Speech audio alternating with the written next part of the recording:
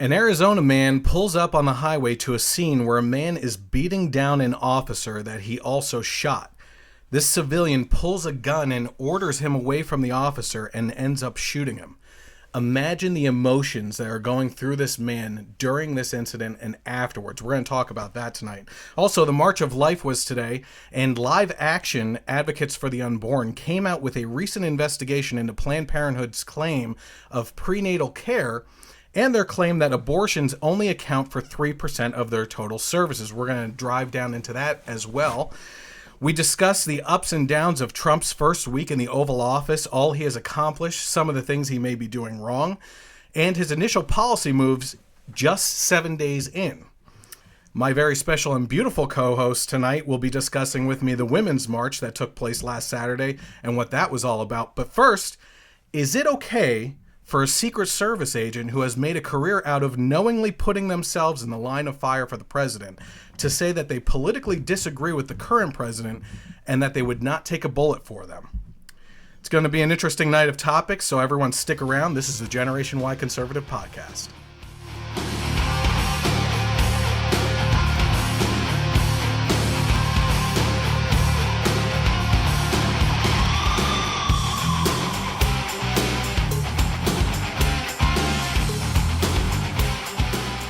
All right, I want to remind everyone, this is the Generation Y Conservative Podcast. We're on podcast number 10 right now.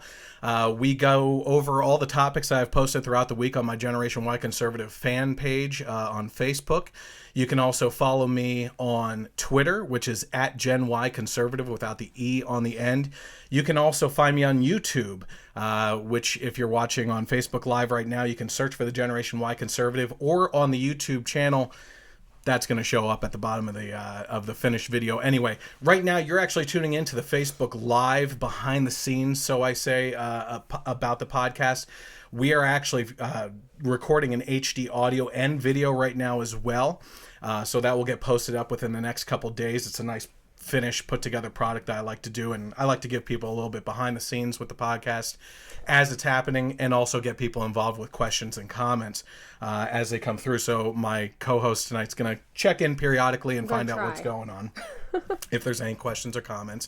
I invite everyone to like and share the post, the live stream, as well as get other people involved. Tag some friends and family members that may be really conservative and enjoy this type of stuff.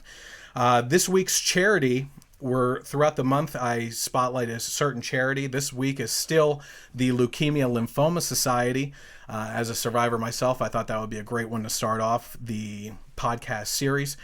Just today, it was actually announced that, I'm sure this happened recently, not just today, but that 2 babies were cured of leukemia with a new treatment that was out there. And I don't know if that was directly involved in any way with the Leukemia Lymphoma Society, but I would encourage you to find charities like this, if not this one, get involved, see if there's any way that you can help out, or open your wallet to them as well, because that's always a great way of doing things. There's many different cancers out there, and we're going to try to spotlight some other ones as well in the near future and try to get people involved. And yesterday was 7 years, your 7th anniversary of remission from lymphoma. So that's something to celebrate too. So, my guest co-host tonight is my wife, Leslie. Go ahead. You want to talk a little bit about yourself at all before we get started? I don't know. There's not much to say. I'm a wife to a great husband. I have 3 beautiful daughters, and I run my own videography company. I primarily do wedding videos now, which is a great outlet for me to stay creative, but also to stay home and take care of my family. Okay. And one of the things I tasked her with tonight was I wanted to get into what the Women's March was all about. We've been following it all week. We've been seeing updates and everything. But I really wanted to drive down into it, see what it was all about, what the different issues were that were being involved in this march. And I wanted to take a step back from looking it up myself and having my own biased objective with it, and instead have someone else look into it, especially a female. I thought that was very important. And I told her the task was to look into this, find out what the different objectives were of this march, defend those to me so I can help try to break those down if need be, or agree with those objectives, And then in the end, I don't know what her current opinion is on the matter, but she will open up with what her opinion is on it as well. So we're going to start off tonight by talking about this female, well, actually, it turns out to be a female Secret Service agent that has come out and said that she would not take a bullet for President Trump. So Carrie O'Grady is a special agent in charge of the Secret Service's Denver district and oversees the coordination with Washington-based advanced teams for all presidential candidates and presidential candidate trips to the area, including all the upcoming or future trips by the president, vice president, or Trump administration officials. In one Facebook post, O'Grady wrote at 11:07 p.m. on Sunday in October, she endorsed Hillary Clinton and said, quote, "As a public servant for nearly 23 years, I struggle not to violate the Hatch Act, so I keep quiet and skirt the median. To do otherwise can be a criminal offense for those in my position, despite the fact that I am expected to take a bullet for both sides. But this world has changed and I have changed, and I would take jail time over a bullet or an endorsement for what I believe to be a disaster to this country and the strong and amazing women and minorities who reside here. Hatch Act be damned, I am with her," which is obviously the tagline for the Clinton campaign, I am with her.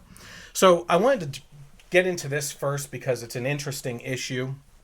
I think a lot of people on the left would expect a lot of us on the right to feel that, we go after this person with a pitchfork and demand that her job be taken from her and everything. I'm going to take a little bit of a different approach to that, though, because if you always have to take a step back and see if the shoe was on the other foot, how would you want the other side to react to you, right? And I'm trying as hard as I can lately. She criticizes me for bashing liberals way too much, so I've been trying not to do that. I've been trying to go from the approach of, I just hope you guys open your eyes and see what you're doing, because I don't want you to regret what you're saying now 4 or 8 years down the road when it can come back and bite you as a hypocritical thing that you're saying, because I have found myself in that position as well. So it's more of an open conversation from that end. And, I think even lately, some of the people that were just interacting with me from the left on my posts today in regards to The View started off heated. I, calmed it down with just talking about what I wanted to talk about, not getting in the mud and slinging it at all. And it ended great. The person said, thank you for a polite conversation and open debate on this. So in regards to this, I have a couple friends that have happened to agree with me. Personally, I don't take too much issue with this because, yes, they're supposed to throw their lives in front of the president to take a bullet for them, no matter what their political stance is and everything. But for me, I would actually rather know what the political stance is of someone that disagrees with me and would not take a bullet for me if I was president, than have that as something that's boiling under the surface and expecting them to perform their job, and a situation arises where that's needed and they just don't jump in, when you could have easily have put someone else in that person's position to take the bullet for you. That's a hard thing. That's a hard thing to talk about anyway. I mean, for me, I would take a bullet for you and my family and even a lot of my friends, even because I've come to terms with God being in control of everything. But asking me to do it for any stranger, I mean, that's tough as it is, Right. So that's kind of where I stand. I wouldn't expect any Secret Service member or agent to be forced to do this job if that's something that they're against in regards to the policies of someone that they're actually protecting.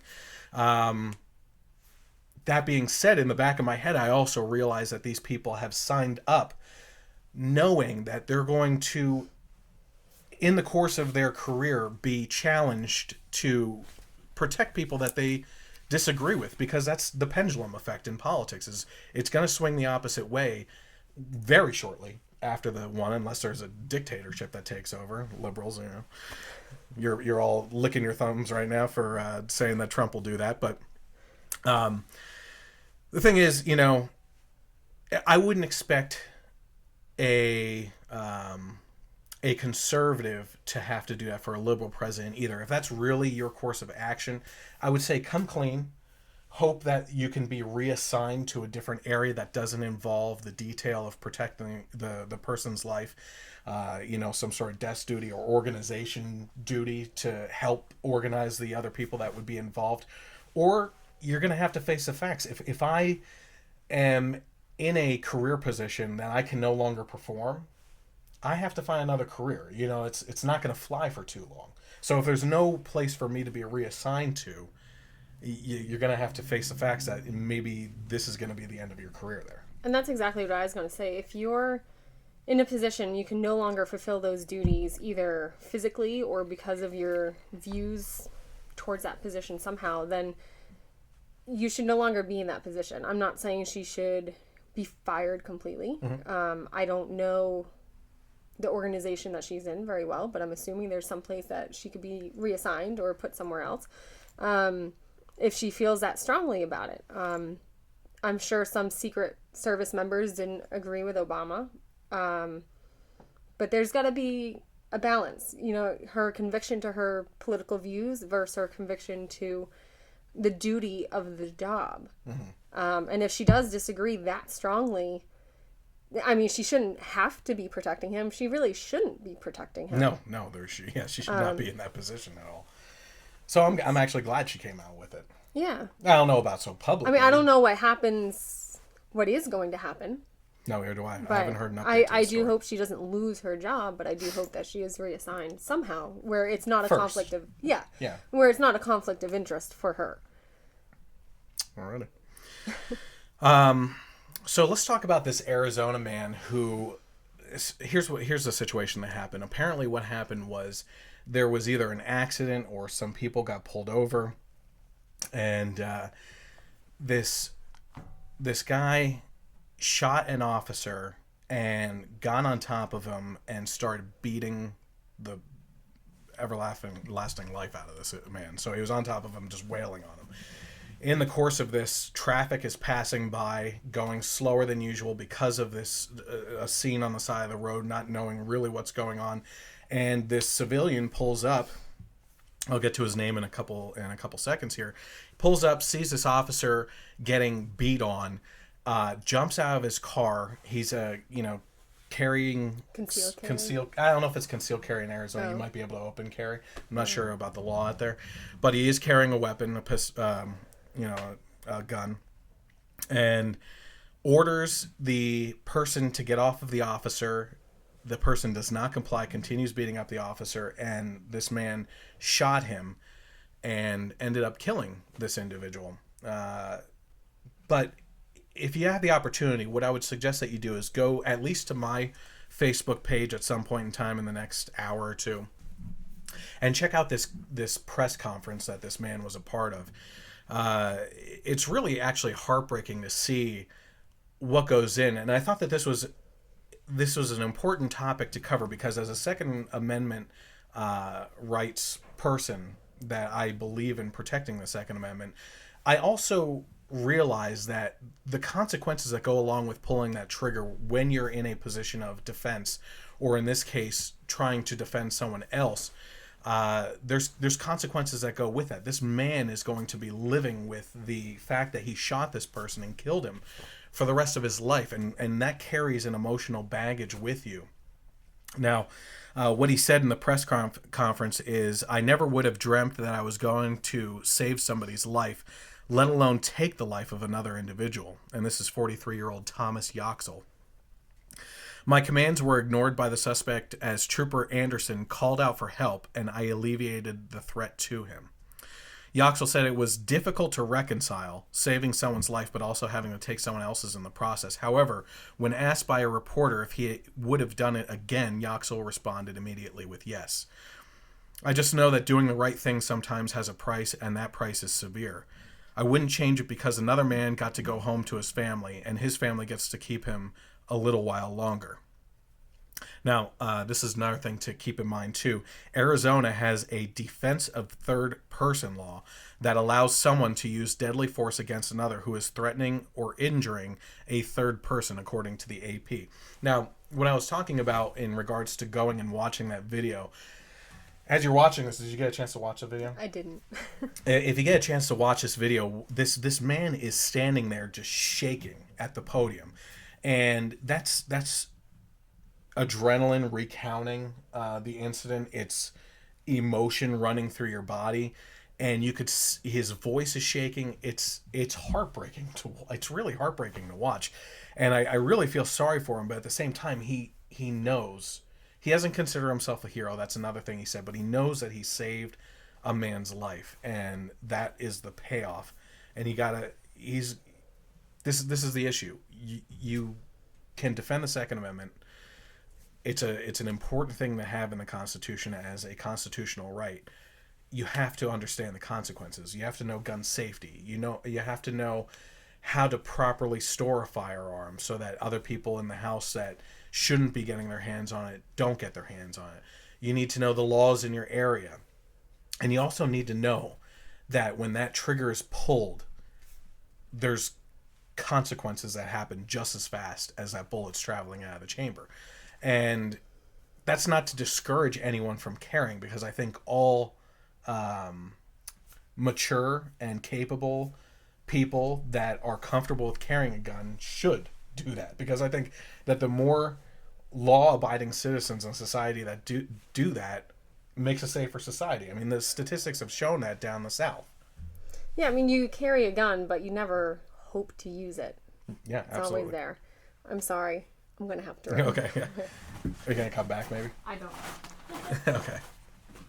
So, Lila Rose, we're going to get to some of the other stuff that we were talking about earlier. Lila Rose, who is the founder and president of Live Action, has explained how her team investigated the claim that Planned Parenthood offers prenatal services that would suffer if the federal faucet that provides more than $500 million in taxpayer money would be suddenly shut off.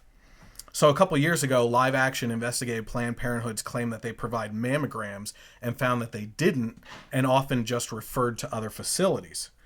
This time, what they did was they called on 41 Planned Parenthood affiliates and 97 Planned Parenthood centers to inquire about women's services for prenatal care. And what they found was pretty shocking to a lot of people, but not people like myself. Despite advertising on their websites and Twitter, and their president, Cecil Richards, making claims in D.C. that they need the funding for prenatal care, what they found was that they're actually lying. Of the 97 centers that were called, all but 5 said that they do not offer those prenatal services, and those 5 only offered limited services for very specific cases. So the vast majority outright said that they were abortion providers, and some even said, "We admit that the name is deceiving." Planned Parenthood provides 1/3 of the abortions in the U.S., less than 2% of annual breast exams, and less than 1% of the nation's Pap smear tests. Recently, Live Action also released a video explaining Planned Parenthood's claim that abortion is only 3% of the services offered by Planned Parenthood clinics. So, this statistic of 3% actually appears in their annual report on their website. Cecil Richards says it. The media, including The Daily Show, have said it. Politicians like Elizabeth Warren have parroted this, and Planned Parenthood supporters say it all the time themselves as well. But even Slate ran with a headline that said that the 3% number is, quote, "the most meaningless abortion statistic ever," and the Washington Post fact checker gave it 3 Pinocchios. According to the numbers, they provide over 300,000 abortions a year, which translates to about 822 a day. Last year itself averaging at 887 a day, which is 37 per hour, or 1 every 97 seconds. The way that they investigated this was by taking the number of abortions each year and dividing by the number of patients. So what they found was that if they took last year's number of 323,999 divided by 2.5 million patients that they saw, what they found was actually that 1 out of every 8 women got an abortion, which is far from the 3%, which is 1/33 that Planned Parenthood actually claims. So with that, when you're actually looking at the data, Planned Parenthood actually provides 160 abortions for every one adoption referral. So it's astronomical in the direction of actually murdering babies. I mean, that's all there is to it. You can put it any other way that you want. In the end, you're ending a human life. So to get their misleading statistic, what Planned Parenthood did was they divided the number of abortions by the number of services like cancer screening, STD testing, contraception, pregnancy tests, pap tests, breast exams, and other services, and counted them as equally. So what this means is that an abortion costing $400 upwards to $1,500 counts the same as a pregnancy test that a girl can pick up at a CVS for about $10. So this allows them to claim that 9.4 million services are what are provided. So their way of coming up with the 3% statistic is they took the 323,999 abortions divided by 9.4 million services that were provided, and that actually ends up giving you the 3%. So, good example. Let's bring this to something else for a second here. This is like saying at a car dealership that the business of the car dealership isn't selling cars, because they also do trade-ins, they buy cars at an auction, they do paperwork with their clients, they sell car accessories, and they do service and maintenance. Sure, let's be honest for a second and talk about what drives the overall business of the business itself. In this case, with the example I'm giving here, it's selling cars. In Planned Parenthood's case, it's murdering the unborn. There's no way of getting around that. So I would be talking about it a little bit more with her here, but so essentially this is one of the things that came out. We have two more stories that go over the same topic area and everything. And I just thought that we're being misled. Okay. On Saturday, if she is able to make it back down for this discussion, there was the Women's March on DC, which held a smorgasbord, I guess is the best way of putting it, of different issues that women were marching for. And I don't discredit any of those issues. Heck, I know that there were specific groups within that march that were marching specifically against Trump. I don't really care. I went to DC for the Restoring Honor rally, which was in part a response to Obama. We weren't calling him any names or anything. We were just there respectfully disagreeing with the healthcare plan that was going to be put in place around that time. Everybody has the right to protest. That's actually everybody's right. In this case here today, Live Action was down on the scene with the March for Life, and they were doing great things down there with them. So here's something I found really disturbing, and I posted about it recently on Facebook. I believe it was 2 or 3 days ago. But The Atlantic recently pushed an op-ed called How Ultrasounds Became Political. So this Atlantic writer basically went through the history of ultrasounds and their uses up until legislation was passed to make sure that women could see and understand the life that they're ending in their bellies. Of course, this writer went on, they were actually going into pretty interesting details if you really want to read it, but on naval, finding other submarines to using it in different types of warfare situations. But the writer went on and on about how the ultrasound has tricked us into believing that a fetus is a person, which I always find amazing. I find it amazing how the right is attacked relentlessly for denying science. And yet this is one of the greatest scientific tools ever made, one that personally saved my life, as my wife was talking about earlier. The first test I received when I wasn't feeling well after 2 months of being misdiagnosed by a local doctor was they did an ultrasound in my armpit where there was a lump and found that my lymph nodes were 6 times the size of their regular size. So had that not happened, I wouldn't have gotten every other test that led to me getting diagnosed and treated for lymphoma. So let's see here. And because it shows something against the left's agenda, it is now deemed an evil piece of machinery and should not be used to see the unborn because it's detrimental to the decision of the mother-to-be. No, the thing that's detrimental is to the baby that's unborn. I mean, it gets to this ridiculous point where you're talking about life. I have friends that have been waiting years for adoption to come through, for something, a glimmer of hope for an adoption. I've had people that have tried relentlessly to have kids and they can't do it. And to the education today is, it's folded into these ways in school. And I remember it very distinctly in my school, in middle school, that abortion is just another means of contraception. A couple days later, you realize, you made a mistake or something. You just go ahead and do it. And they make it out to seem like this, like it's not detrimental to the mental state of the mother. And they don't go into what happens with them. And that's actually, I can be criticized all that you want if you're out there criticizing me for taking a stance on this as a male. But, within the past couple of weeks, we've been talking about how you have to be a certain race color to talk about race. You have to be a woman to talk about certain women's issues. That's all BS. Okay, that's to shut down conversation and not allow it to go any further.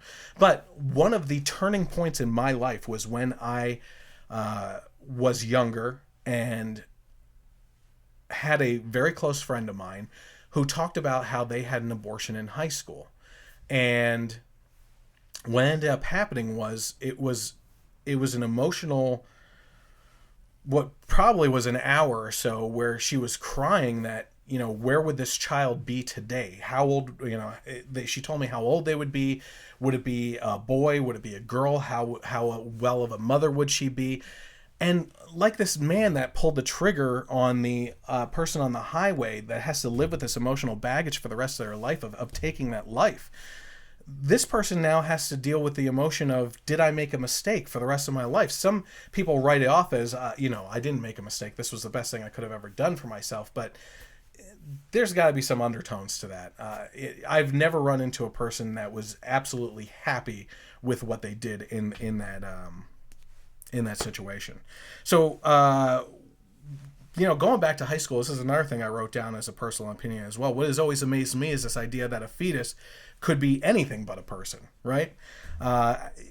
This wasn't so much something that happened in my health classes, but more something that actually happened in the biology classes that I took, which I really found interesting. This is the idea that was pushed in my high school days, and the things that were said in class, like the biology classes. Look at that. What is that? You can't say it's a baby yet, right? Look at these fetuses side by side. One's an animal fetus and the other one's a human fetus. Which one do you think it is? Oh, I had you tricked because that's actually the human fetus over there. I mean, that's just crazy nonsense. I've never heard of a woman giving birth to anything but a human baby unless you're reading the Inquirer and somehow they had Bat Boy or something, And just this idea that what's happening there isn't human life taking place always boggles my mind. And maybe we have some Women's March people tuning in that disagree with me. I don't have the comments up right now, and if she stops back down, then we'll have the opportunity to see those. Going back to this, I posted this week that Chili's, the restaurant chain in 2 states, were actually donating profits to Planned Parenthood. And according to a Facebook post by Planned Parenthood chapters in Indiana and Kentucky, Chili's restaurants in those states were donating about 15% of their profits to the abortion giant. The voucher itself said all one needs to do is print out this voucher and put it alongside their check for the restaurant to take the 15% and give it over to Planned Parenthood. This promotion is supposed to last through March. When I actually went to see this story, it had happened so fast, the post was actually taken down by them. And according to LifeSite, this is not the first time that Chili's has been involved in potential donations to the Planned Parenthood abortion business. A Chili's restaurant in California initially set up a fundraiser for a local Planned Parenthood abortion clinic, but eventually canceled it after pro-life advocates complained. Well, in this case, now the restaurant chain, after this latest post, has received enough backlash that they have completely pulled out from providing any future funding towards Planned Parenthood due to the backlash of pro-life groups. Give me a second. Take a second to chew on that for a minute. All right. Do I agree with this? You're going to be surprised again. Not necessarily. See, I don't care who or what a business decides to donate money to, but if a business chooses to do so publicly, again, like this Secret Service agent, I actually like to know so that I can allocate my money to different alternative places where I could get the same services or products or goods, right? I'm not going to act like the left in recent cases and start a picket line in front of the restaurant, smash their windows, and demand that they change their ways. I'm a capitalist. I speak with my wallet. They have the freedom to do what they want, and I have the same freedom as a consumer to not provide my money to them. So that's how you should deal with boycotting a business or entity, is you speak with your wallet. And we're going to actually get to something a little bit later. I forget exactly what the topic is. Saturday Night Live. We're going to get to a little story about Saturday Night Live, and I have some harsh words for conservatives on that one. In that case, vote with your eyes in that case, or be a consumer with your eyes and avert your eyes in that way. So, should be interesting with that. Now Chili's has pulled out of that. I don't know if there's going to be, there's going to be repercussions. It's going to be, they're going to lose business because of it, because it made national news. And in the world of social media, you're going to see more and more cases where just things spiral out of control with people trolling their opposition and trying to get people fired or try to get businesses shut down or reacting a certain way. So before I get to my attacks on my own side, I am going to go into a little bit of attack on some recent anti-Trump behavior as we go into some of the unhinged anti-Trump supporters that have antagonized citizens for absolutely no reason lately. First was a video that was floating around that I also posted on the Generation Y Conservative page, where a man was sitting and minding his own business in the community center of his apartment complex in California on his laptop and was cornered by a male and female because he was wearing a t-shirt that read #BuildTheWall. The female is apparently an immigrant and said so herself during this video, and continued to mock him by assuming his education level and calling him a racist. The male was trying to be physically imposing, he was a pretty big guy, and telling him to get out of the community center. Both were acting like childish playground bullies, while the Trump supporter just sat there and calmly asked them to leave him alone. Now, it would be one thing if he was starting this, if he was... I wouldn't take this guy's side if he was wearing this t-shirt and started instigating something with this female who claims to be an immigrant to this country and telling her to get out. I don't deal with that. And I think that's something that maybe I've been lacking in saying lately, is if I'm going to rail against people for their actions, I also have to be mindful that while a lot of these Trump supporter stories have turned out to be false, where they're attacking other people, and news comes out that they are false, I have to be careful because every group has a bunch of morons in it, right? There's always a little section of that are the neo-Nazis of the alternative right? And you have these cowards wearing masks on the left that are destroying businesses, starting fires in the streets and everything, and, bashing up police cars and everything. Every side, every issue has their own little crazy group of people. If this guy was instigating something with this female and telling her to get out of the country, I am here saying openly, I am going to condemn that person and go against them. This happens to be the start of the interaction. He saw them coming over and they just started picking on him and pushing him into the corner. And you should really go and check out the video because it's unhinged behavior lately. While I'm talking about that, before I actually go on to the next case as well, I would encourage you, especially if you're on the left and a liberal, to go to my page and check out a video that I posted. It was, I forget the liberal's name, but he talks about the regressive left, which is the opposite of what the progressive left claims to be. The way that they're actually taking action by focusing on the group instead of the individuals has led to more harm than good for their cause.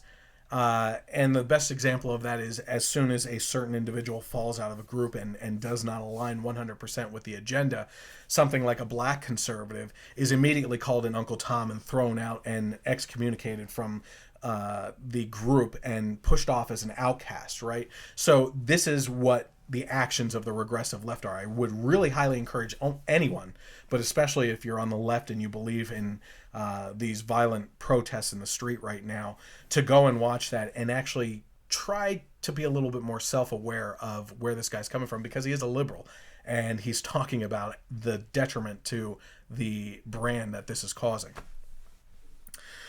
So the second incident actually happened and occurred over last weekend, after the inauguration and after the Women's March, when a man tried to get to his window seat on the plane next to two older liberals who immediately inquired about his political affiliation. This is part of his Facebook post I'm going to go through here. Essentially what happened was it was a 3-seat airplane on each side, some seats in the middle, I believe, but his seat happened to be the window seat, so he had to pass by these two older individuals, and he just asked to get to his seat. And immediately the woman in the center seat said, "Did you come here to cheer or to protest?" And his response was, "I came here to celebrate democracy, ma'am." That's it. So immediately she said to him and cornered him on the plane, who he's going to have to sit next to for the whole trip, "You put a crazed man in charge of nuclear codes. You should be ashamed." And his response was, "Well, we're all entitled to our opinions here." She said, "And I'm entitled to get drunk and puke in your lap. I'm going to throw up right in your lap. You make me sick. Don't talk to me. Don't look at me. Don't you dare even put your arm on that rest. You disgust me. You should be ashamed of yourself. You put a maniac's finger on the button. You're a bigot. You should get off this plane." And his response was, "Ma'am, by definition, bigotry is disparaging someone prior to knowing them simply by their beliefs and opinions. Thank you for being the very thing that you preach against." So what ended up happening was eventually flight attendants came, told them to calm down, which led to even more just crazy behavior from this older couple. Eventually security came and kicked off the older couple from this plane. There are multiple videos of the incident. You can go to my page to check out a couple of those as well. And apparently surrounding the seats were filled with both Trump and Clinton supporters, and everyone in this situation besides those two agreed that this couple was nasty and deserved to be kicked off the plane. And once it did happen, everyone erupted into an applause.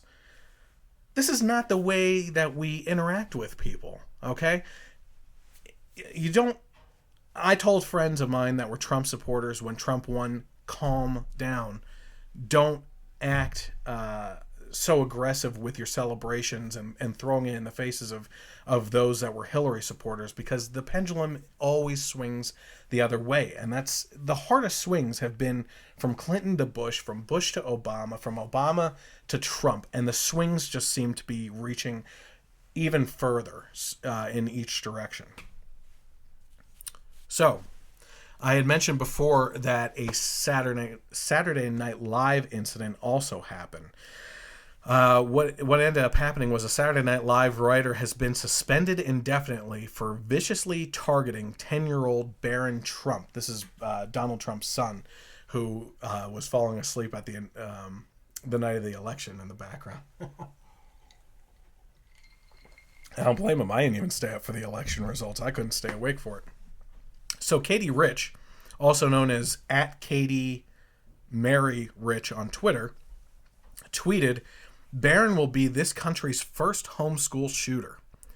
After an unrelenting backlash by disgusted Americans on social media, the show has chosen to suspend Rich indefinitely. Roughly 80,000 people signed a change.org petition calling for her to be fired. Rich suspended her Twitter account following the outcry.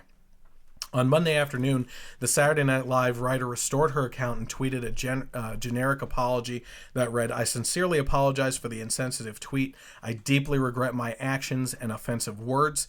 It was inexcusable, and I am so sorry." So, I take issue with this, and this is where I'm going to go against my own party here. It's almost every week now that I've been bringing up stories where people have been trolled by their opposition, whether it's people on the left or people on the right, and the trolls of the opposition, where people have been going after the employers of the people that they disagree with their opinions online that have nothing to do with where they work.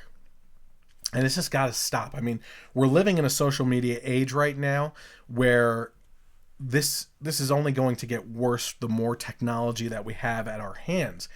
But in this case, there was no reason for conservatives to go after Saturday Night Live, who she's a representative for. Yes, it should be left up to Saturday Night Live. And that decision should be left up to them to make based on how they feel that Katie Rich represents them as a television show, not with the constant nagging and knife throwing of trolls on the internet that like to do it discreetly behind anonymous names. It just doesn't make sense.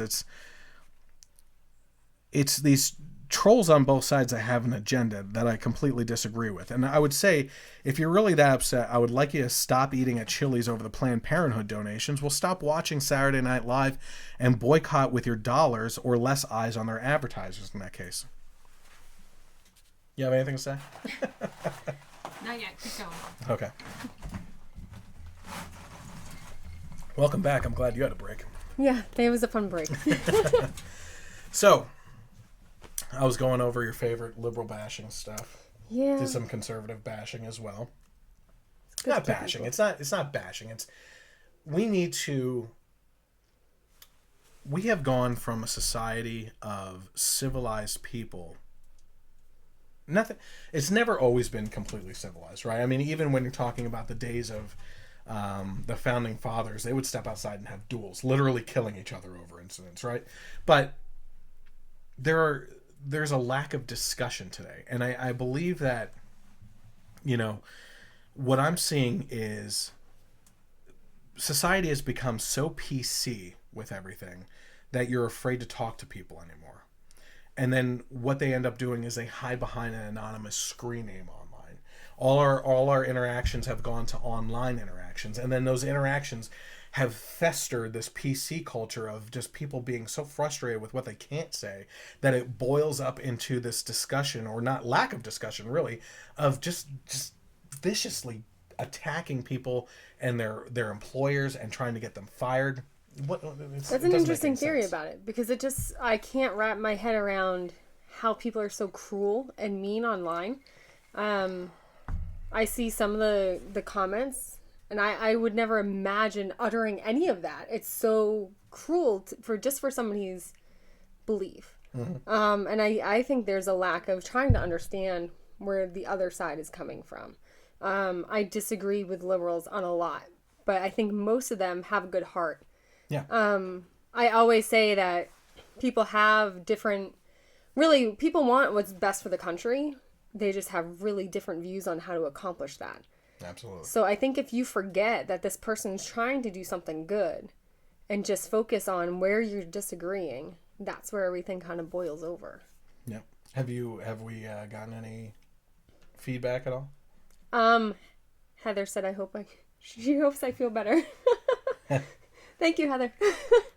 She tuned in. Zara is watching. Zara. And my mother was here. watching for a little bit, so that's how you get my mom Get to the watch, heck is you have out. me on the show. So we're going to go to Trump bashing. I should have like a flashy graphic when I do this on my YouTube version, because liberals can tune in exactly at that point if they want. So, the White House is now saying that you're never going to see Trump's tax returns. Senior advisor to the president, Kellyanne Conway, said on Sunday that Donald Trump will now not release his tax returns after the completion of an IRS audit, despite his repeated pledges to do so.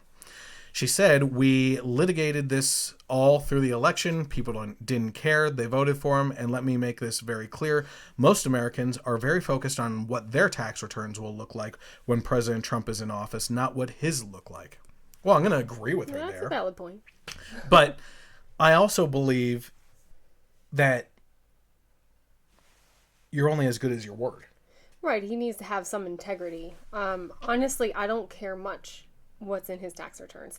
The IRS has a history of targeting conservative groups. Mm-hmm. I would assume if there was anything in there that was a big deal to charge him over or whatever they do, they would do it. So frankly, I don't really care what's in there. What I do care is that he promised to release them, and he's backtracking on that promise. Well, he's sure as heck fulfilled the majority of his campaign promises within the first week, for crying out loud. He's been busy. Like, how can this be something that's so big? You know, here's the biggest problem, and the critics of him would say, even on the right, were saying during the primary process, the worst thing that could possibly be in those tax returns is he's not making as much money as he was saying that he was making, right? Because maybe some fraud or tax evasion, something of that sort. Which wouldn't be good. You know, it wouldn't be good, first of all, but at the same time, you know, I have such a hard time with that topic because if you take advantage of loopholes, okay, it's your money that you earned. In the end, you earned it, and this is the government is a leech that just takes so much from you. You know? I agree with you, but to what extent are you taking advantage? Right. I mean, if you're not paying any taxes at all, if you're not if you end up taking advantage of so many loopholes that you're not taking anything out of your taxes and you're actually getting money back somehow, like there's something seriously messed up about that. But if I'm looking at someone that provides people jobs, right, owns a business, is really servicing America, providing people with these job opportunities, benefits, and retirement funds, pensions, and everything like that, and they are paying into the tax system millions of dollars, and they find a way to save a couple $100,000, I'm not going to get that upset over it. Yeah, I mean, and there are, I don't really want to call them loopholes, but there are legal ways to get around certain taxes. Mm-hmm. So yeah, if he's just not taking advantage, but if he's just utilizing what's already in the tax code, I don't see anything wrong with that. No. But if he's outright, fraud, then that's an issue. But like I said, I'm fairly certain if there was fraud or evasion, the IRS would or will be. Oh, it would have leaked by now. Yeah, that's probably true too. It would have. Yeah. There's people in the IRS that look, government workers are by and far going to lean left because a bigger government is what they're after. The government is employing them. As long as they have a job, they're happy. And if it's not an active support of the Liberal Party, it's going to be a passive one, at least, in that performing that job. Okay. She knows her place. She agrees with me. So, let's see here. Oh, okay. So this is the other one that I have to... Karen said, or his tax rate is very, very low and good for him, really. Right. If he's taking... If he's utilizing the tax code to the best of his ability, it's possible that his tax rate is very, very low. I'm sure he has some very well-paid accountants where their sole job is to figure out... This whole thing is an argument or a discussion on perspective. Okay, it's always been a matter of perspective for tax purposes when you're having an argument from the left or the right, because the right looks at it as this is what's actually being paid out, right? The left looks at it as this is how much of what they're paying, what they're making that they're paying out, which is completely different, right? So a lot of people on the left, the old argument is, why should a CEO of a company be paying just as much as his secretary, right? Total or percentage? Exactly. Percentage, right? Or, percentage. But when you actually break that down, if we had the best tax system, would be a flat tax. Yeah. Because fair is also a matter of perspective as well.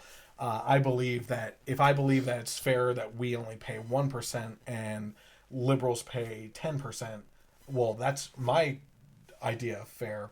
That can get all really messy, right? But a flat tax would be the CEO pays 10% of their $1 million, the secretary pays 10% of their $50,000, right?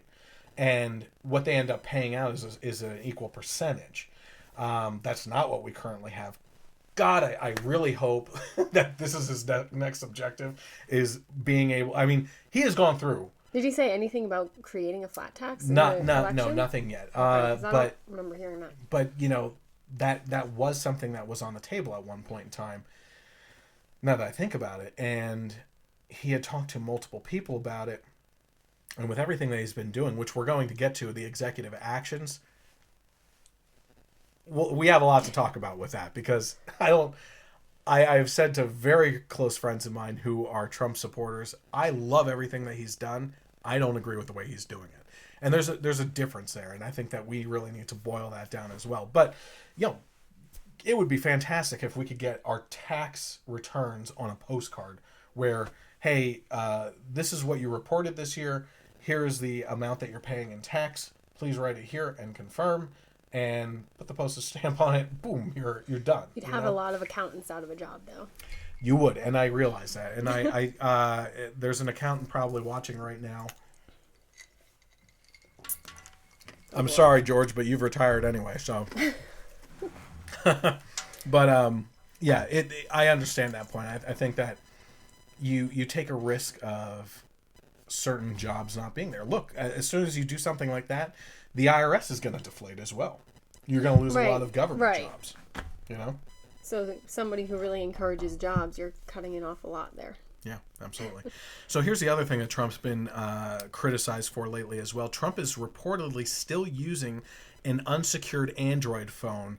And what he uses it mostly for is to tweet from his private account, according to Maggie Haberman, the story's author that released this. And the report notes that Trump uses the phone to, quote, to the protests of some of his aides. Now, this is an article that was written by CNBC, and they wrote that Trump's reliance on his personal Twitter account for statements has led to security concerns since he was elected. The president's tweeted messages have moved financial markets and prompted responses from foreign governments. First of all, can we stop there? That's really powerful. We've been talking about that over the last couple podcasts. It's just he says one thing on Twitter and stocks, you see a cliff. Just drop off, right? Haven't seen any move in a positive reaction so far. Hasn't the whole Dow gone way up? The Dow, that's a complex thing. When I have Ben on as my co-host, who may be watching right now, we're going to sit down and talk about that, because I think, as he posts all the time, we work together in commodity markets. He posts all the time, look at the Dow. He's bragging about since the election results. But I think even he would admit that that's not completely due to Trump, right? Certainly there's positive influences there going into the markets and everything. But this has been a climb for a while. It's just now hitting the record-breaking 20,000 mark within this week. So, Ben, you're coming up soon. I have my co-host John next week, and then hopefully either Ben or Billy will be my co-hosts, and we're gonna get some people rolling through here. We're gonna have some interesting conversations. So we were talking about how this was able to move financial markets and also prompt responses from foreign governments. This is all after a contentious debate, of course, with Hillary Clinton, where it was spotlighted that she was using not just one device that was unsecure, multiple devices. And on top of that... a whole server, right? She and a private server. But this is something else that's interesting that didn't make the news, and liberal media sources did cover this, but it didn't get spread around social media for obvious reasons. Multiple devices, including tablets, laptops, multiple cell phones, were taken down to the basement of the State Department by employees on her orders to smash them to heck to get rid of evidence. That literally happened. That was actually in the news and reported. So it amazes me that we have these people that still defend her. Remind me to bring up some of the signs that some of my friends used at the Women's March, because that is interesting to me.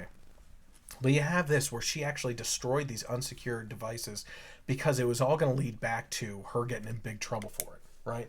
So he blasted her. All of us blasted her on the right for using these unsecured cell phones and everything else, as well as this huge thing of this unsecured private server that she had that should never have been in place.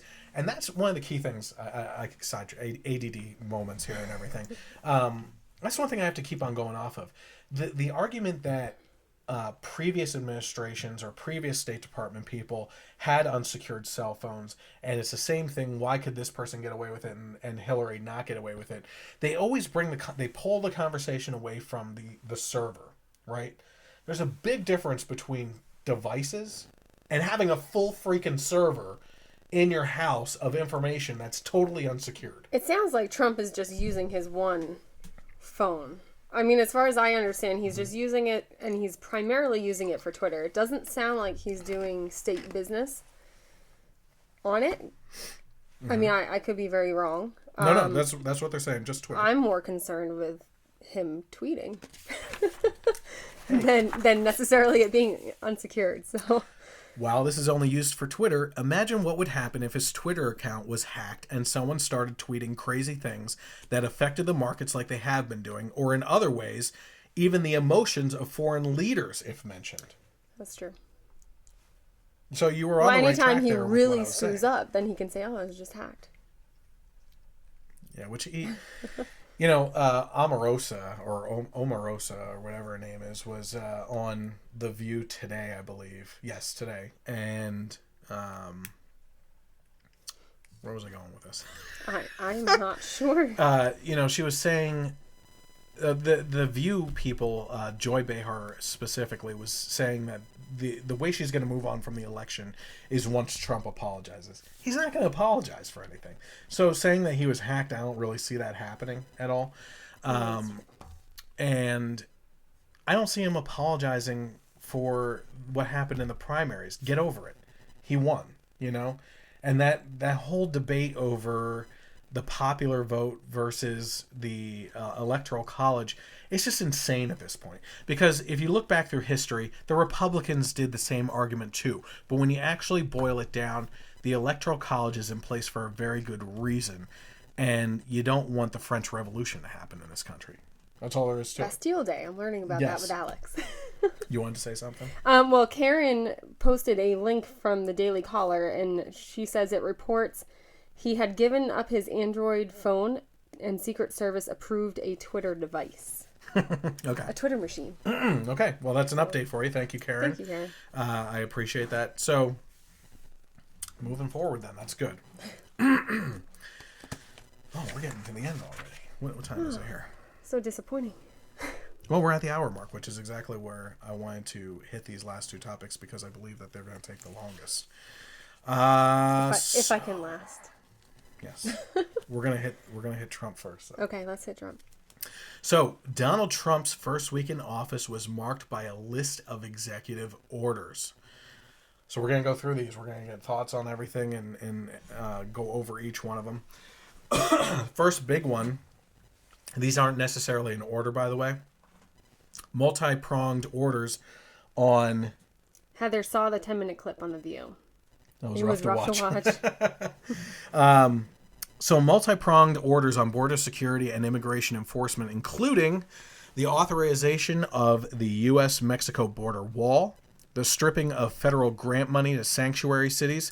In case you don't know what that means, these are cities that refuse to cooperate with federal authorities to prosecute illegal immigrants.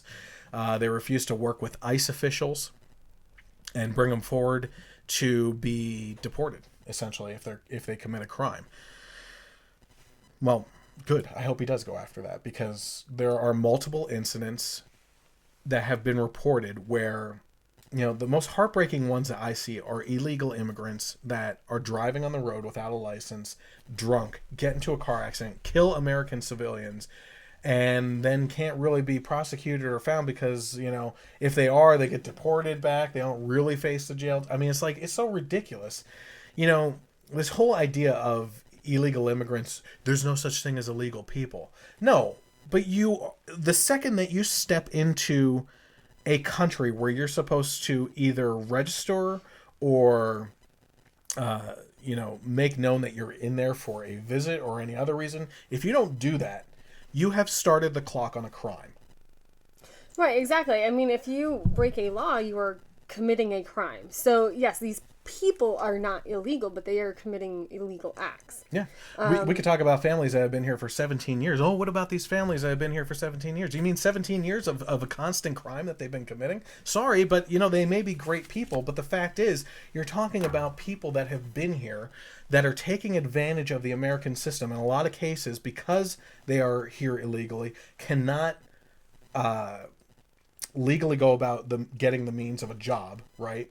If they do get paid, it's under the table, which does not contribute back to a tax system that ends up supporting them through welfare, food stamps, and everything else. And it doesn't and give it's on the them back any of the American protection. people. As a worker, it doesn't give them any protection. So No, it absolutely does not. we have a minimum wage. It's modern slavery. Right, exactly. So, I mean, if I were to employ somebody who's illegal, I can pay you whatever I want. Yeah, because what are you going to do about it? Yeah, exactly.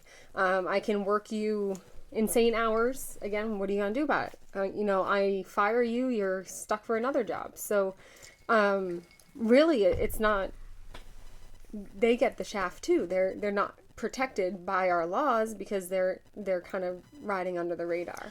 So this actually goes back to our conversation earlier about having an open discussion between both sides and believing that the left, you realize that the left has a heart, right? But the opposite view is that conservatives don't have a heart because we don't care about these people. Right, we just want to ship people out. Yeah, we just want to get them out of here because they're a burden.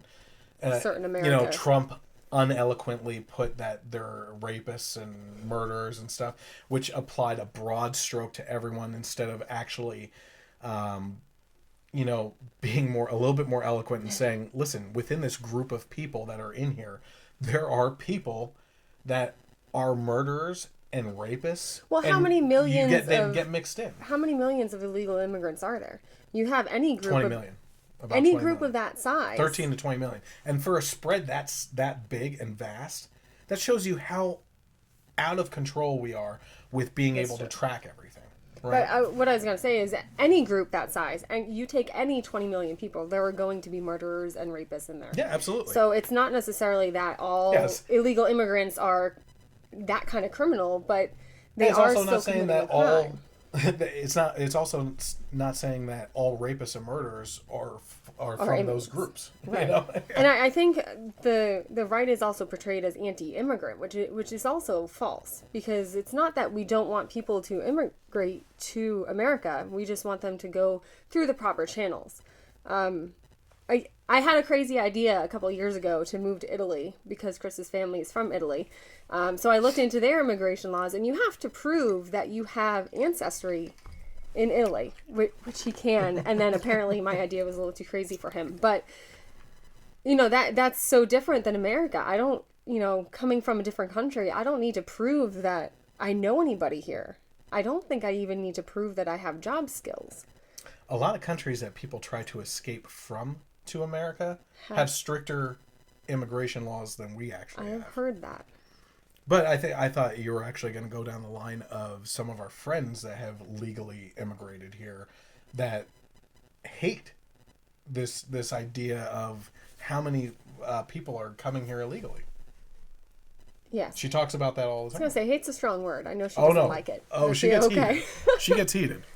But I know, just from talking to her, it's a lot of work to become a U.S. citizen.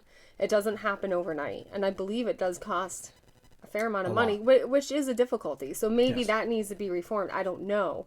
But as the law stands as it is in these sanctuary cities, they're not following the law. So if you're not following federal laws, should you receive federal money?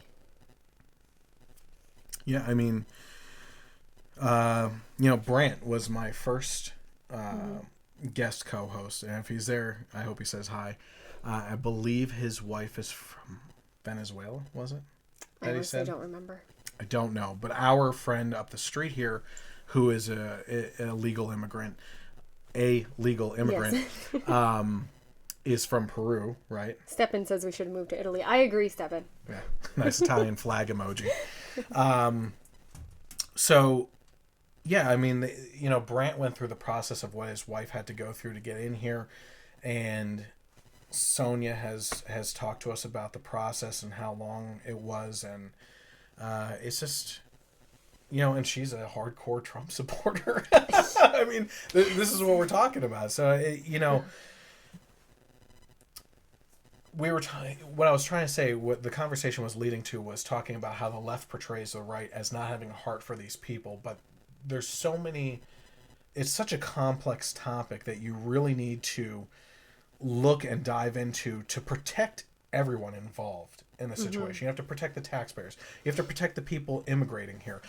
Actually, and that's something I really wanted to bring up. That's where I was leading to. If you don't know this already, it's disturbing. But I there's things in life that I believe that people need to see, sometimes at least once. Which reminds me of, I, at one point in time, watched Daniel Pearl be decapitated, the reporter, by terrorists, and it changes your life because you realize it's so hard.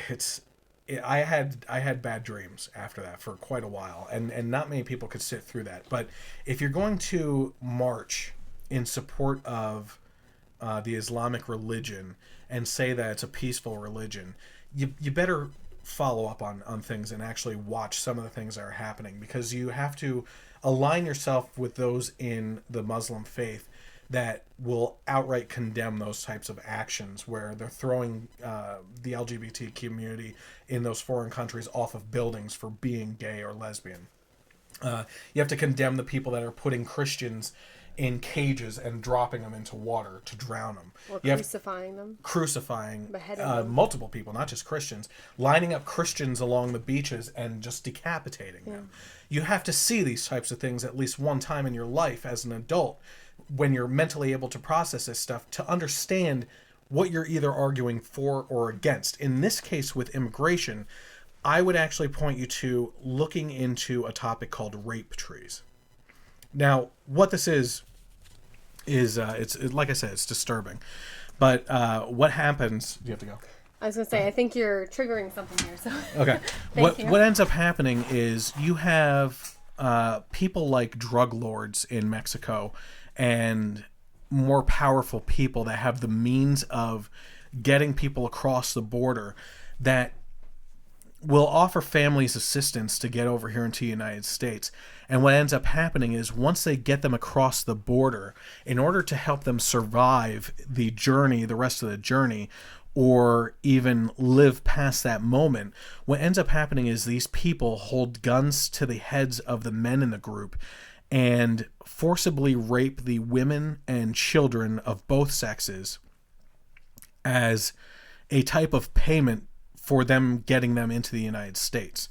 Now, this isn't with every immigration that comes across the border, but it is certainly a problem that needs to be addressed, because the term rape tree actually comes from the fact that these people, these drug lords and higher up people that actually provide these services often take the same route as they come through to the United States, and specifically pick out a tree where they hang the underwear of their victims, kind of like Christmas tree decorations, as a sign of like a trophy for what they have accomplished in this process.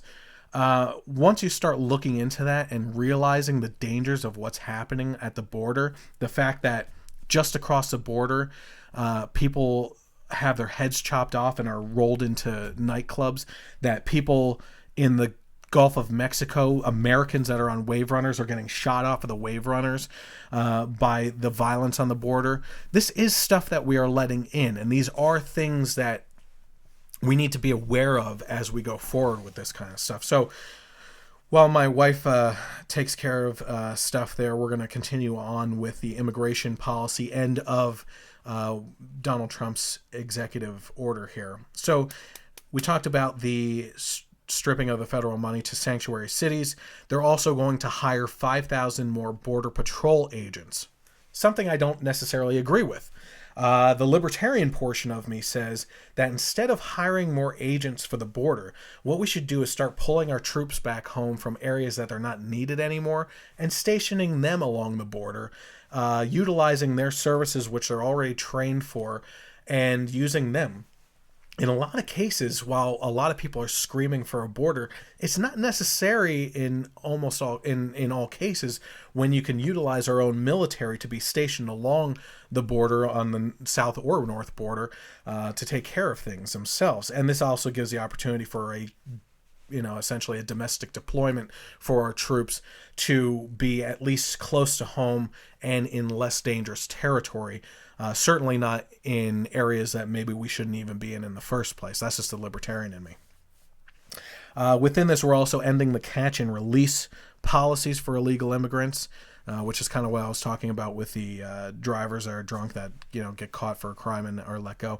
Reinstating local and state immigration enforcement partnerships. The proposed plans also temporary. The proposed plans also. The proposed plan also temporary visa ban on all people entering from some Muslim-majority countries that pose a perceived terror risk, like Syria, Iraq, Iran, Yemen, Somalia, and Sudan. And this would last at least 30 days. In addition to the 2012 Deferred Action for Childhood Arrivals Program, the DACA, which has shielded illegal immigrant children from deportation by granting them work permits, could be axed by Trump, vowed to do so during his campaign, according to the Washington Post as well.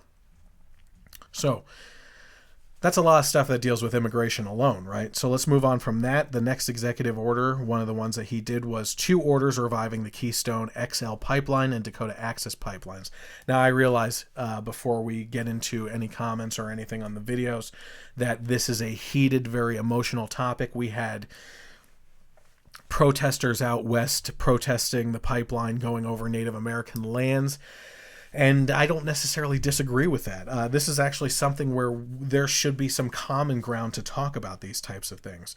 So he signed 3 other relative orders that would expedite the environmental permitting process for infrastructure projects related to the pipelines, direct the Commerce Department to streamline the manufacturing permitting process, give the Commerce Department 180 days to maximize the use of U.S. steel in the pipeline.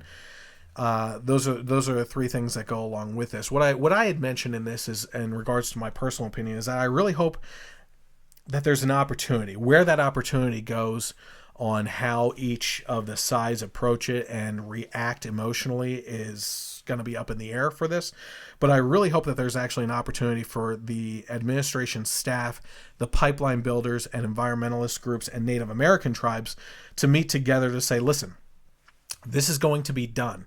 How do we go about doing it that we can make as many people happy as possible, right? So if we're taking a look at environmental factors being near water or terrain that could be damaged or environmental habitats for animals. In the case of Native Americans, their land and how that could possibly be affected.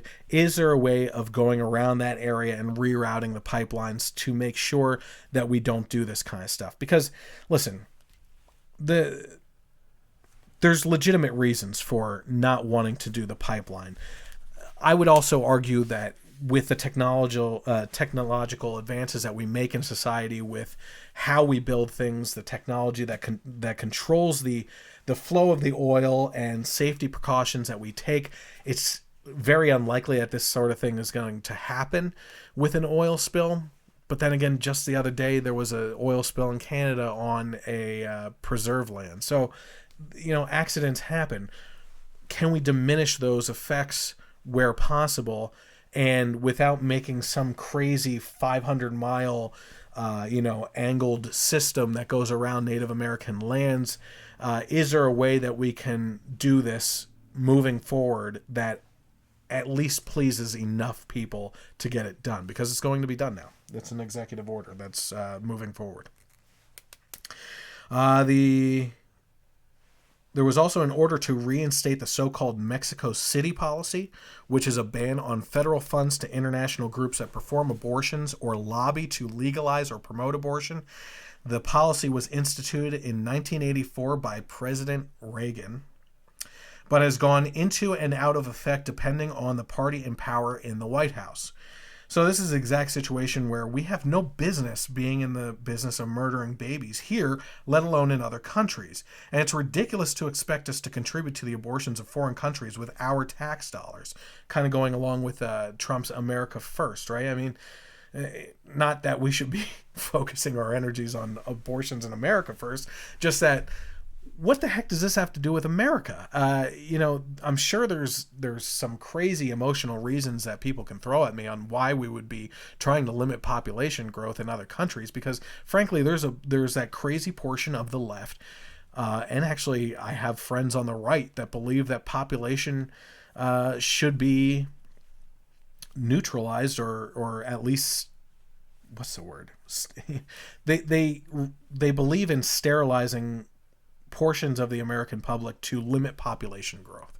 That's all there is to it. These are people that believe very much so that the environment is much more important than human life, and they don't care about human life. So even if I sit here saying that an abortion kills a human baby, that doesn't matter to them. Even if they would recognize, there's portions of those people that will recognize that yes, that's a human baby, but guess what? That human baby is going to grow up and have more human babies, and they're all going to contribute to littering the environment and destroying it. You can't win with that type of argument, but these are the same people like Obama's science czar, I believe his name was John Holdren, who advocated for putting sterilants in the public water sources without the permission of the public to sterilize the public from population booms.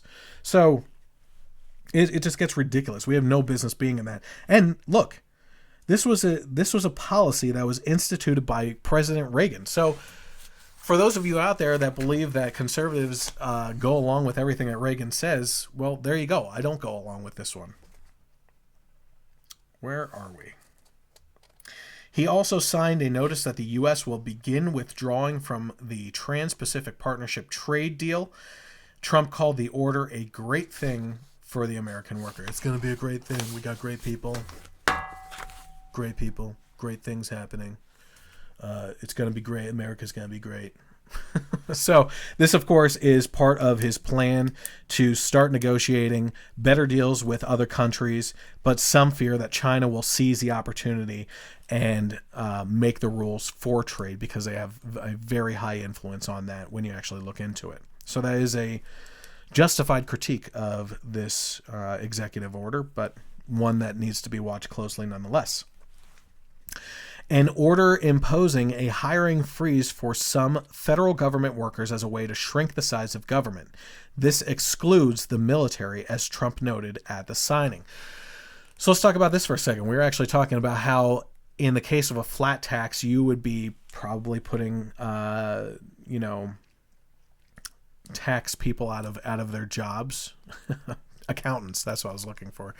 And IRS would shrink as well because those jobs would no longer be needed. Well, the purpose of this is to actually reduce the employees via attrition. So there's going to be pain felt there. In the regards to this, what ends up happening is the pain is felt by those who are left to pick up the slack, by those who are no longer working in that area. And more people have to pick up slack as more jobs fall off the wayside. And the fact of the matter is, this is what has to happen. The size of government has become so bloated that all of our tax dollars are getting sucked up into not only ridiculous pork projects, but also the salaries of people in government, that a lot of which can be handled within the private sector. Not policy-wise, but there certainly is things that the government does for the people that we have gotten away from the private sector doing. Along with that, we also have an order that directs federal agencies to ease the regulatory burdens of Obamacare. That was the biggest first one. So we're talking about how we were going out of order here. It orders agencies to waive, defer, grant exemptions from, or delay the implementation of any provision or requirement of Obamacare that imposes a fiscal burden on any state or a cost, fee, tax, penalty, or regulatory burden on individuals, families, healthcare providers, health insurers, patients, recipients of healthcare services, purchasers of health insurance, or makers of medical devices, products, or medications. I need a drink after that for a second. Hold on.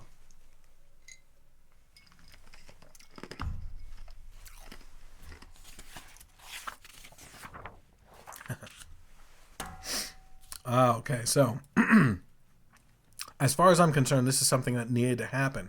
Obamacare is among the worst things that happened to this country during the Obama administration. Leftists are going to disagree with me on that. But start talking to your friends. Start asking questions publicly about how Obamacare has affected your friends. There's going to be answers that you don't want to hear if you were a big fan of Obamacare. It's just the way it is. A lot of people have been hurt by it, continue to be hurt by it. Supposedly 20 million people gained health insurance because of Obamacare. 5 million people lost their health insurance because of Obamacare. And people have been fighting with the exchange, causing more headaches than before it was actually passed. I personally lost my insurance, which was through the exchange at the point in time when I signed up, over 4 times as it was dropped and we had to move into another one. My 3 kids went for 3 months straight not covered at all because the state and federal levels argued over who was covering them. And we are not the only ones. We hear and see these stories all the time from the people on the left and the right.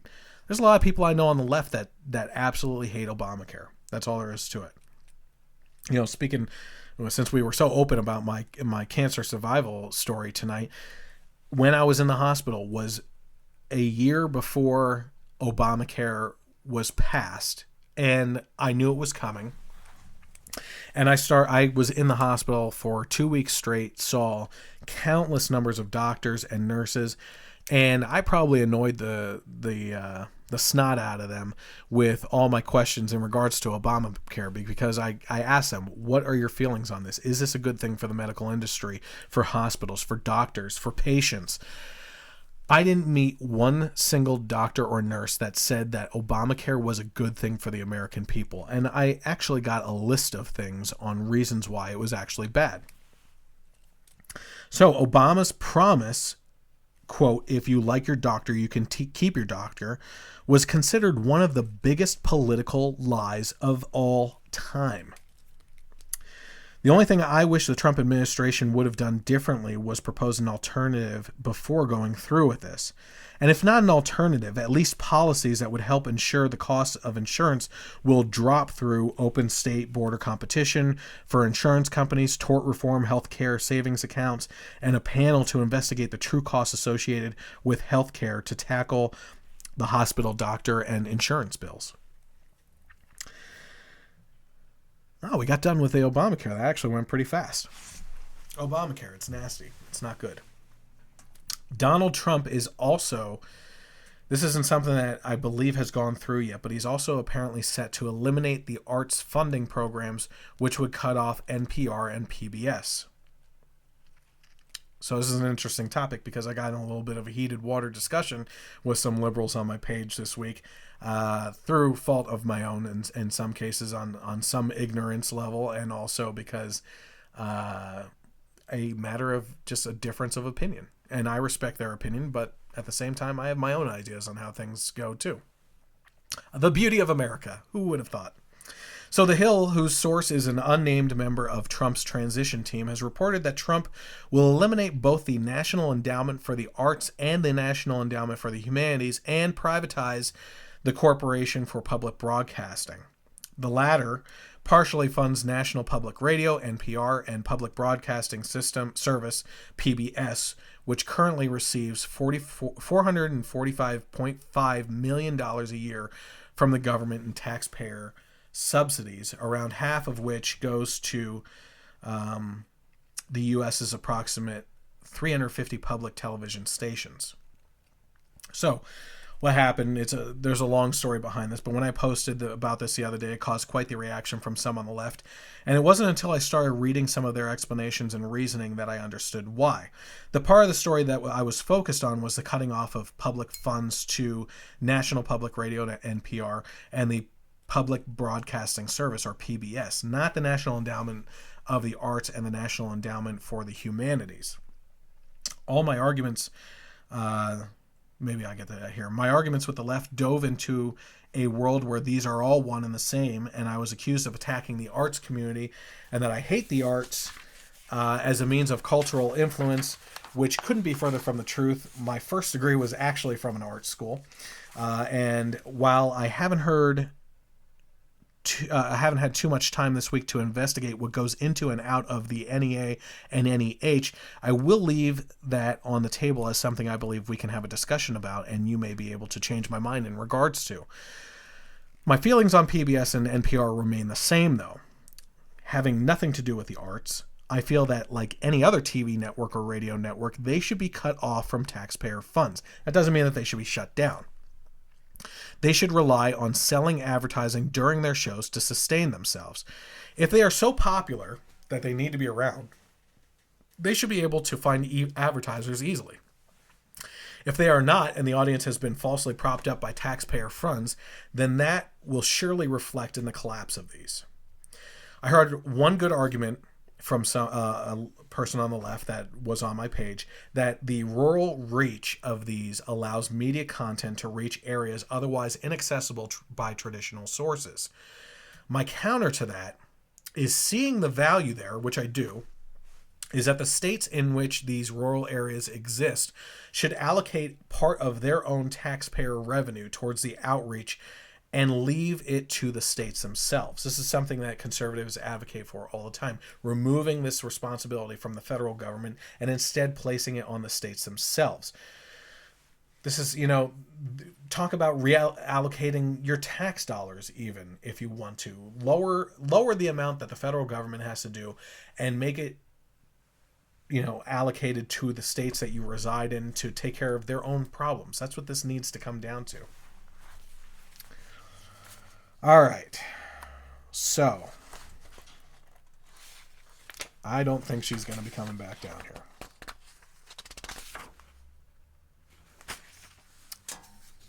Well, we had some things on the Women's March, but it looks like she's not feeling well, and I'm not going to be able to talk about that.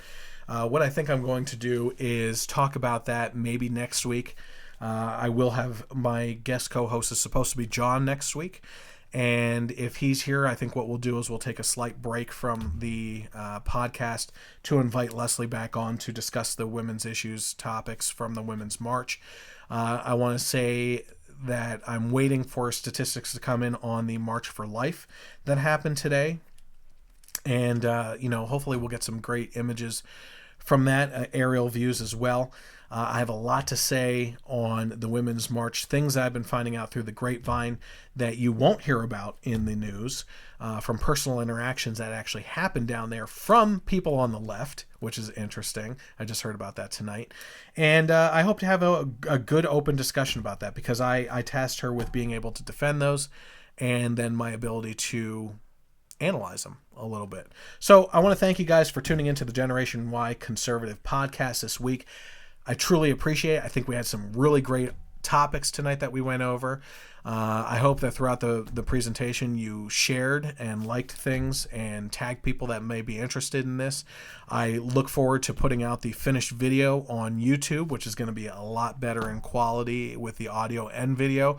Again, I will direct you to the social media that I am on. Forgot to mention the podcast, the audio podcast earlier. You can find me here on Facebook Live, 9 p.m. Eastern Time, live on Facebook. We do this behind the scenes kind of podcast while I'm doing the HD video and audio. You can find me on YouTube. Just search for the Generation Y Conservative. Subscribe to me there and share it with other people. Try to get them to subscribe as well. You can also find me on Twitter at Gen Y Conservative without the E on the end. And now you can actually find me on Google Play and what was the other one? Stitcher. You can find me on those audio podcasts and subscribe to those as well. If you don't have the time to actually sit down and watch the podcast, you can actually listen to the full audio podcast there on Stitcher and Google Play. I'm still working on getting onto the iTunes store. Not that I haven't been accepted yet. I actually haven't even submitted it yet because it's a little bit more intense than Google Play and Stitcher.